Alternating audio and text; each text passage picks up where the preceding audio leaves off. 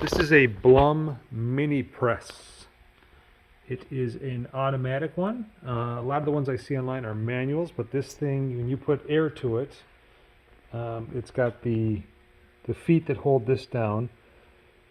And then this whole thing is on an air cylinder that goes down automatically. Currently wired for 223 phase, and it's hardwired at the moment, but you can put a plug on it. It's got enough room. It's got a ton of adjustments for like the depth of cut and how far you're doing everything. It is just sitting on this table. I'm going to try and list this for FedEx freight shipping, so we don't have to freight ship it. I'm sorry, FedEx ground shipping as opposed to freight shipping, because I think this unit by itself is only maybe 110 pounds. But freight shipping would definitely be safer, but we can definitely ground ship it also, I guess. We can probably protect it. It's going to be a pretty big box, but it gives you a little more of an option of where it can go to.